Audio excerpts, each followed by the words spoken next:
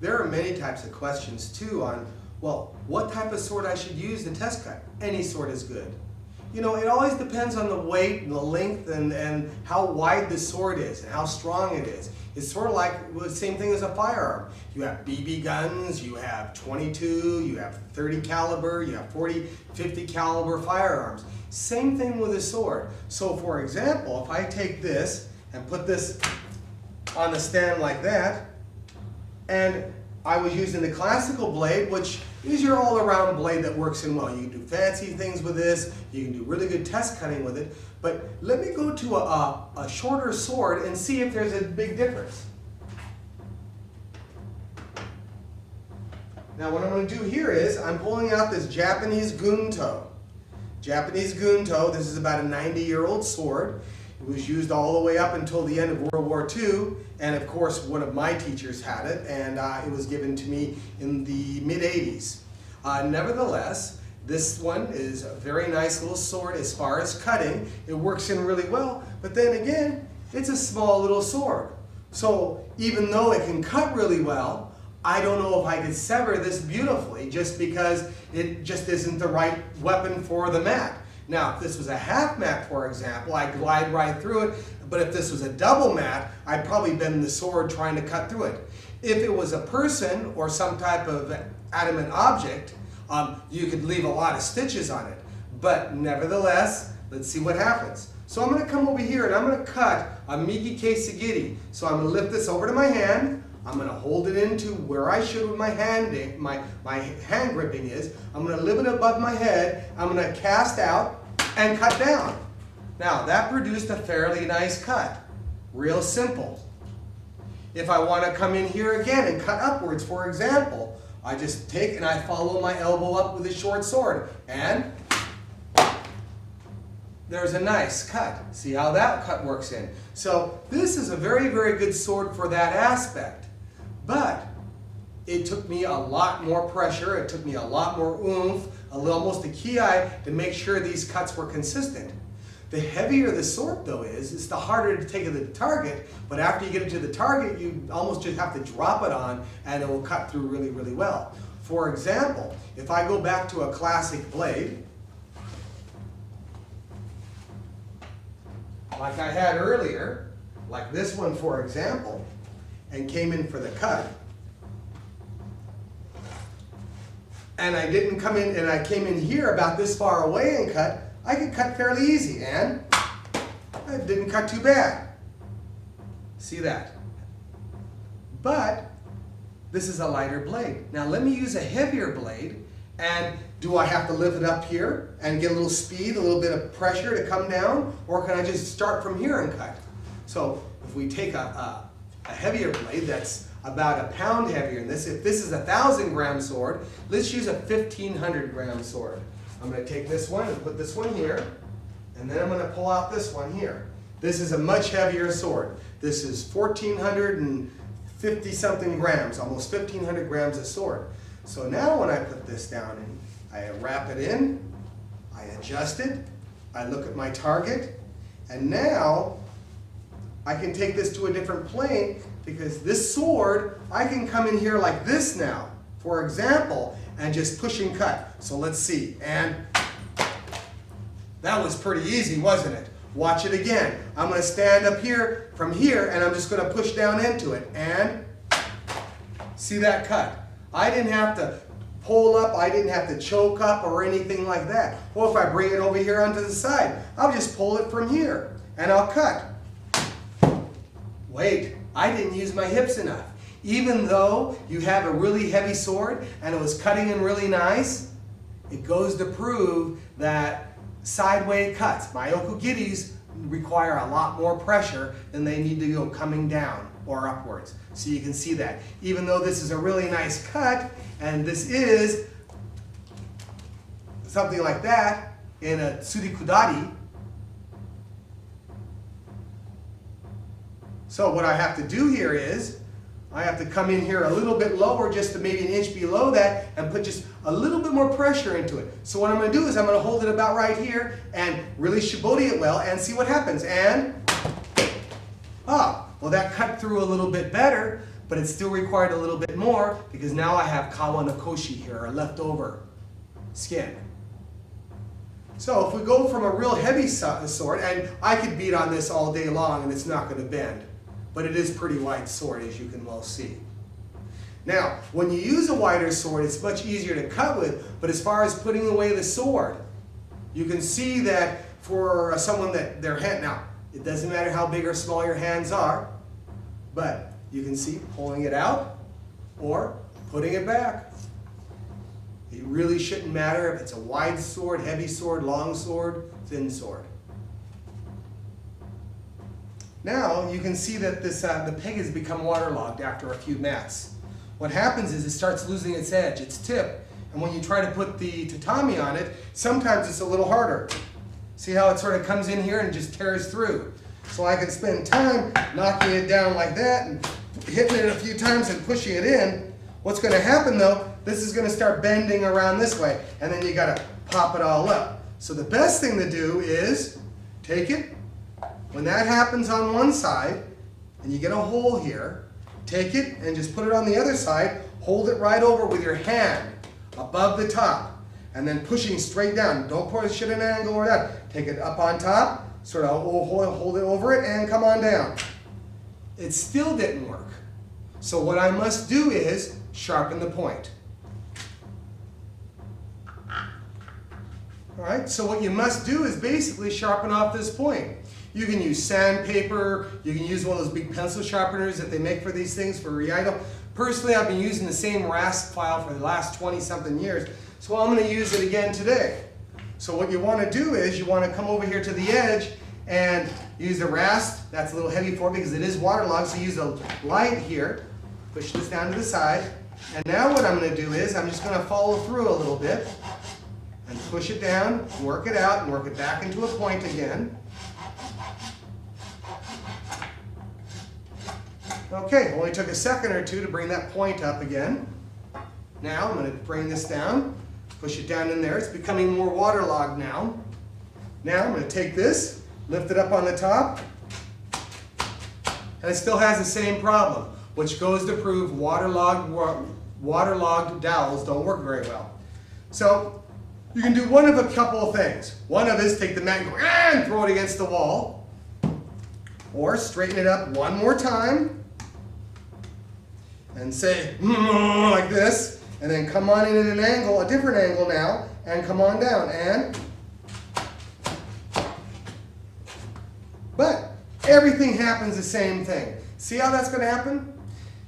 If you're going to have Murphy's Law, it's going to hang with you from the beginning. So this is why we're doing these questions on DVD, because this is going to happen a lot of the time. But no worries, because what you can do is, we know it's fairly much down there now, so let's just say heck with it. Because if we do this 3 or 4 times more on the mat, it's going to start losing its feel. It's going to start losing its shape, and then it'll be a little harder to cut. So what we're going to do is, we're going to knock this back up, and you can see if you just slap it back up into something straight, this is going to be a little bit more wobbly. But then again, hey, that's okay, because we're not going to cut hard, we're going to cut a little faster now. Now, before, we used different blades. This time, I'm using a blade that is made for test cutting. The first one was made for a classical blade, test cutting and drawing and everything. The second blade, the really heavy 1500 gram one, it was just a monster blade. But these are the new blades that have been designed in the last 10 or 15 years and have been on the market now for about maybe 5 to 10 that are doing very, very well. And these are a wider blade. You can see a wider blade, but it's a little thinner in the Moon A here. So what it does is it offers a little bit better cutting, and there's less distance to go through it as far as wideness. So now what I'm going to do is I'm going to pull the sword out. I'm going to come up here to this mat, and I'm going to do a couple of different angles. Let's do your basic Rokudan Giri. So now what I'm going to do is I'm going to hold this above my head, shiburi the handle a little bit. Look at the rubber bands. See the rubber bands? These are your focal points. If I cut, I'm not going to take my eyes from this, because if I do, I'm going to have a bad cut. So I'm going to lift the sword up, but first I'm going to measure it. I should measure it about right there. If you cut in this close, it's okay. If you cut out here, it's okay, but it might not be as good a cut as you want. So basically, bring it in here to what I call the sweet spot, or the monouchi, right here. And that will be a good cutting distance for this sword. So if I step back into it, good, it's there. I'm going to focus on the first rubber band. I'm going to look at it, shibori my hands, and now I'm just going to come in at an angle, and like that. Not too bad. But look what happened. Look at this part sticking up here. You see this? This is caused from you trying to jam it onto the peg. So you can see if it doesn't accept the peg immediately, the cut, or even in the center of the mat, is going to change its distance a little bit, and it won't be able to cut that much. But even though this is a cutting blade, how come it didn't cut through it? I guess I didn't use strong enough wrist action to it. So let's try it again, and assume now there's going to be an anomaly in the middle of this, so I have to cut through it like a knot in wood a little bit. So let's try this again. I'm going to straighten this up a tad, and you notice if it's not on the peg right, it moves around a little bit. This is a little harder to cut, but it's a little bit more challenging. So what I'm going to do is I'm going to pull the sword back up here again. I'm going to shiburi it. I'm going to go about 2 inches down from here and try to get through that knot and act that a little differently. And let's see what happens. And now I know what to look for a little bit, and you notice this is all gone here. So remember, one cut will be good, the next cut might not be. It's like playing golf. You never know until the end of the game. Now, this is the first cut on Rokudan Giri. I come up here for a second cut on Rokudan Giri. Now, if I put in the same angle here as I do down here, I probably won't have enough mat to cut. So let me sort of shore it up a little bit and come around this other side. Now, it might look like I'm coming around this way, but what I'm actually doing is I'm coming up, I'm coming down, cutting into this just a fraction below that other cut. And up like this and cut. There it is. Now, this could be Nokoshi, but you know, this is just the way it is on this mat here. It started unraveling a tad. So see where that is. But then again, I guess the rubber bands weren't strong enough, so you can see it's almost falling apart. And after shipping and handling and buying these mats at $5 a mat, you don't really want to see this. You want straight cuts. So remember, when you roll the mat, make sure it's rolled well and there aren't any edges to deal with it. But let's go back in the Rokudan Giri. We did a left cut, and we did a right cut. We set up for another double cut, and that's from 1 to 7, Hidari Keisegiri. And I'll cut that one in again, and there. Now that came in fairly nice. We didn't hit any of this here. Now, after I finish from the 1 to 7, I bring it around, look at right here where this rubber band is, focal, make that a focus point, leave the target, and cut up. So I'm going to do that as looking at here, and I come up here from there, going from 7 to 1. Took the rubber band right off. Now, you see here, this is a little Kawanakoshi. And the reason why I had this is because I just didn't put that much effort into the cut coming up. I should have been about another 10% stronger. This is what's going to happen. You're beating it down like this one, and then you come around and you start throwing it up this way, and every time, chances are 7 out of 10 times, you're going to come up here and you're just going to shave the edge, like you're just cutting off grass instead of a good 2-inch piece. So remember, when you're coming up, you got to keep your focus point still. So I did was the first cut, two-set cut is 1 here to 1 here. The second set of cut was down and coming up. The third set of cut is down for Hidari Keisegiri, then a Migi Mayoko Giri, which means I'm cutting from 1 to 7, or actually right now from 2 to 8, and then from 9 to 3 to complete the cut of 6.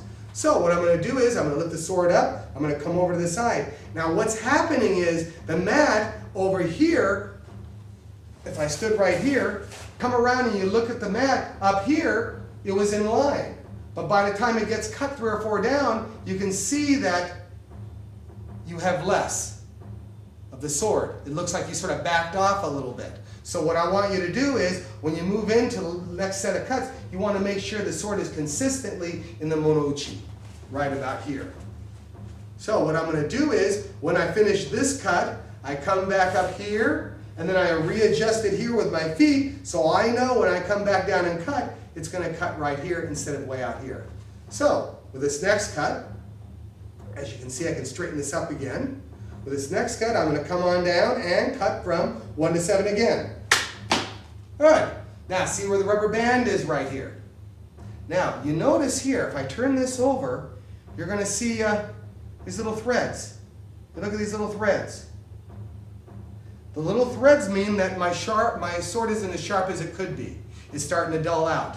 Even though this is a cutting blade, this blade has been used all through North America by hundreds of people who have chipped it and bent it and worked on it. So this is sort of a dull sword now. And that's what happens when you deal with a dull sword. If I pull out that big brute over there, or some of my shorter ones that are sharper, you wouldn't see any of this fraying. So after I finish the 5th cut, I finish cutting there, I bring it around, and now I'm going to start here. I'm going to choke up my hands a little bit more, so I can come down here and hit it basically right around the rubber band. So I finish this cut, I come in, I set up, I put my hands together, I try to stay onto it, and I'll cut this way, and like that. See how that works? Now you notice it's sort of bent over to the side a little bit, just a little bit. They'll let it slide, but actually my cut wasn't really good. I brought it over onto the side, and what I did was I just held it here, and I pulled it through, which was a pretty good cut, but if I would have cut here in a rhythmatic, brought it up around and had a little bit more movement, I could have adjusted my hands and come up with a much better cut. Now, even though this is basically flat, like this, if I bring it straight up back this way, it's sort of at an angle. So you notice the minute it starts hitting, it starts pushing it over a little bit.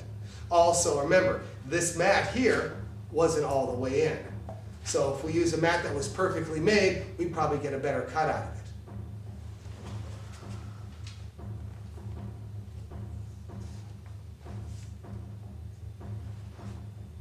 Now this mat is a little bit better rolled. Let me take this on, hold it up on the top, take it and push it down, and see how easy it falls on. That's the way it should be all the time. But sometimes you just run into mats or the pegs or the sharpness of it, the angle of attack, always makes it a little bit different. But that's the way it should go on all the time. Now we've used a classical blade, we've used a couple of heavier blades. Let's go back to a classical blade and try a couple of things. So I'm going to go over here and pull out this classical blade because I've been using this for a while. I'm going to take this off, bring it down into here, pull it through here, and after you've done this as much as I have over this last few minutes here, you'll be able to do this just as fast. And now what I'm going to do is I'm going to do a little test cutting on Rokudan Giri and see where it takes me, with if we have any mistakes, and we'll talk about it. Pull out the sword, and cut, and cut, and cut, cut, and cut, cut. Okay? Looked pretty good until I got down to the last second of the last cut, and you notice it had Kawanakoshi on the edge. Even though the cut seemed pretty good, right here it wasn't strong enough. Now, what I need to do is I needed to put a little bit more oomph into it.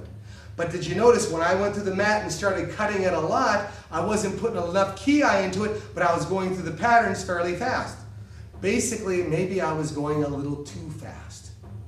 So let's slow it up and see what happens. And we want to turn it into a rhythm of 1, 2, 1, 2, 1, 2. And we're going to try that again.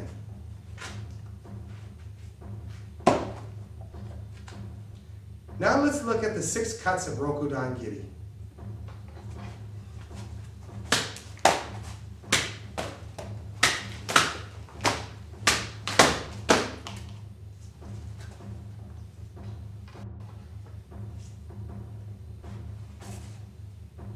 And that was Rokudan Giri. If we bend this back over a little bit, your Kawanakoshi is not there anymore.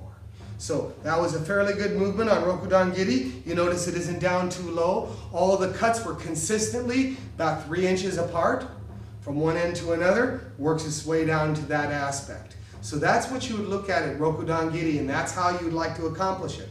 This isn't the best Rokudan Giri, but it is a nice consistent one that shows you the different angles. And if you become proficient with that, you'll be proficient with most any type of cutting out there. There are many questions about, well, when you cut the mat, is there any particular rhyme or reason you should do? There are hundreds, if not thousands of ways you can screw up with doing the mats, just right off the top. So let's just assume it's another game of golf, and last week you hit a hole-in-one, you did really, really well. This week you can't keep it out of the sand and the water. It's just that's the way life is. So when you cut these mats, always assume that, hey, if I cut well today, it'll feel good, but if I don't cut well today, don't dwell on it too much. Although when we do test cut, there are some factors that people look for. For example, when you do make a really nice cut, it should have the angle of flight. They call it tobikata, the way it flies. So if I come on in here and I cut it at good angles, it's going to make the mat fly so many feet away, and you can pile it up in a distance. So for example, if I start cutting this way and I start cutting with Myoku Giddies from 3 o'clock to 9 o'clock, for example, my mat will probably fly off that way 4, 5, 6, 8 feet, and they'll all end up in a pile if my cuts are consistent, for example. So if I come up here with this classical blade and I start coming in here and cutting like that, it should work in very nicely. I'd like you to see it a little bit more. So I'm going to come over here. I'm going to set up the sword a little bit. And now what I'm going to do is I'm going to cut at it and see if I can hit the camera. And I come up in here and I start off, and I'm just going to do a Myoku Giddy. And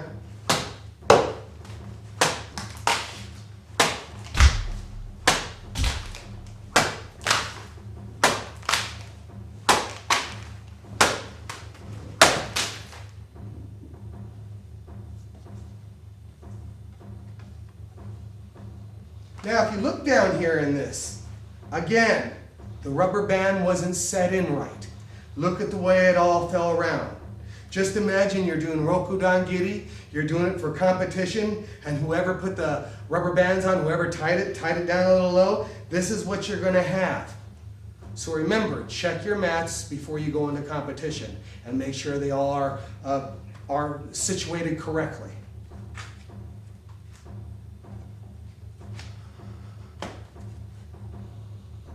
Working with a long sword is very rewarding, but working with a short sword will help you on the quest to be ambidextrous with both right and left hand. So if we can effectively go in there with a long sword and work the basic 6 cuts, the Rokudan Giri, with a short sword would prove to be even better just because it's a little bit harder. So what I'm going to do is I'm going to pull the sword out, I'm going to adjust my hands to make sure they're all up this way, and I'm going to cut from 11 to 5. But look at this. My cut wasn't all the way good. Look at that. I left a little bit up on top, and this is what's going to happen to a lot of people that are beginners. This is called basically Yamanakoshi a little bit, because you left a little bit on here, or Kawanakoshi, depending on what end is at. So what I like you to do is, if you make this cut and you don't get the full cut, if it isn't 100%, it isn't anything. So now I'm going to come in here and make this a little bit truer now. And I'm going to cut from 11 to 5, or sorry, 10 to 4, and there, brings in the cut. I'm going to come in from 2 to 8, and I'm going to go down and back for a gyaku. And I'm going to come down for that one. You can see that it's a little rougher, but you notice this sword is sharp enough so there's no threads running around. And you take the sword and you put it away. That easy. Yeah, short swords work pretty well, although you need to work right and left hand. Now here is a larger blade called an L6 blade. These are well sought after, especially up until a few years ago, but now they're manufactured and easily you can obtain one of these. Nevertheless, it's a heavier sword. If it was a firearm, it'd be like almost like a 50 caliber firearm. It's a lot bigger, it's a lot heavier. It cuts really well. It's known for its angles of cutting, and of course you can see how long the handle is, and it offers a lot of leverage. Matter of fact, it makes this mat look a little small.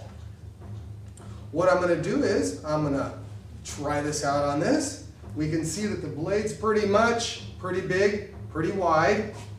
It's nice and thin, it's light, but it still cuts very, very well. So what I'm going to do is I'm going to come in at an angle and see how well it cuts. And now we're talking about making some real nice cuts. So you can see that one coming in.